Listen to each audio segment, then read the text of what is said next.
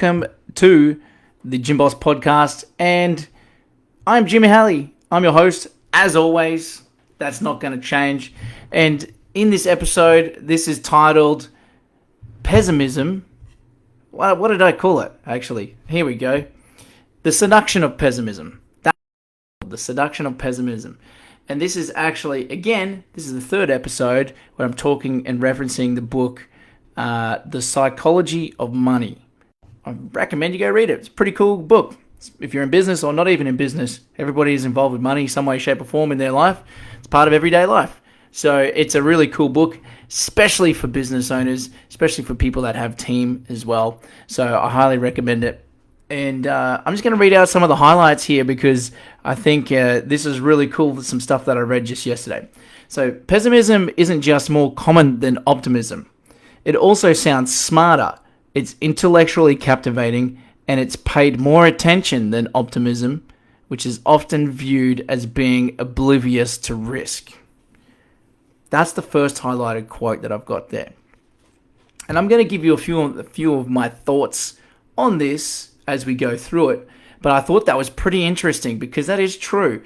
But before I give you some of my thoughts, hey, we're a marketing agency here. And if you're a gym owner and you want us to bring you 50 clients guaranteed, or if not, it's free, then simply go over to iwantgymleads.com/free.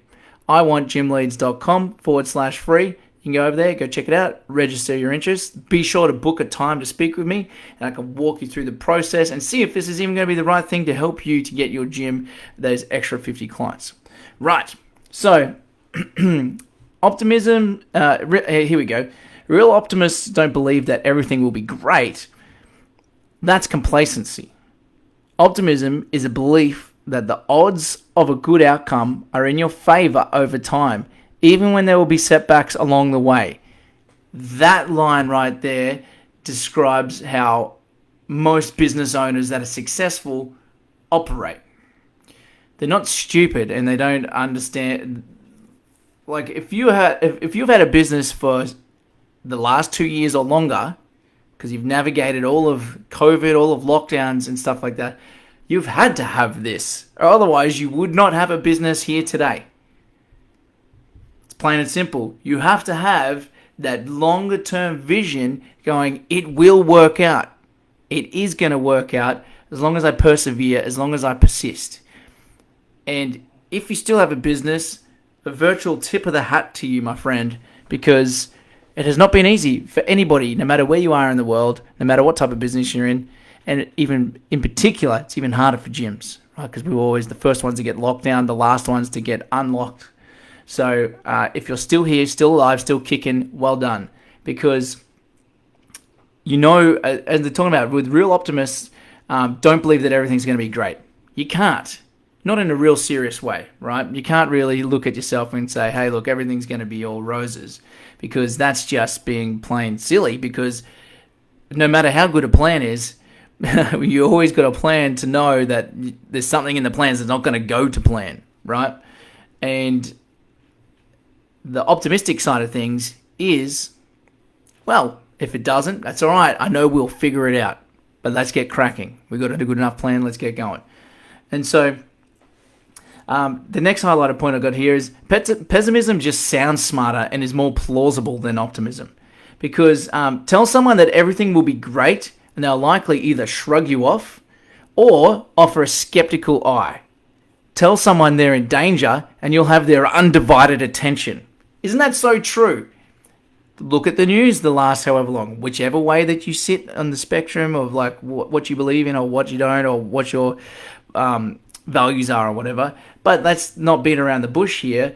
The news has just been feeding negativity, well, since day one pretty much. And all the happy, they say feel good stuff is like where they show you like a fluffy duck riding a little mini surfboard or something. They show you that right at the very end. Or they don't show you all the good things that people are doing in the world. They don't really show you much of that stuff.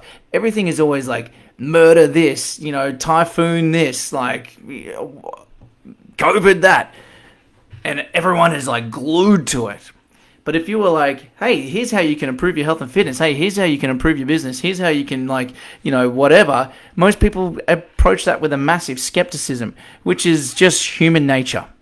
Love the drama, love the doom and gloom. Tell me how bad things are. There's even like for some reason, I don't know why, but there's, on social media, there seems to be like a race to see who can be the worst off. Who's got the worst problems? Who's the sick? Who's got COVID the worst?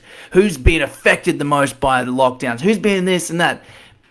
We don't want to hear it, okay? Like, I get that. I get it. But don't try and like one-up the next person by saying how you've got it even worse. And that it just doesn't make sense to me. Like, if you've been affected and you've had a hard time of it, definitely speak with people within your circle, but you don't need to be posting about it on social media all the time, trying to get random people to just give you likes or whatever. Anyway, I'm going off on a different tangent here.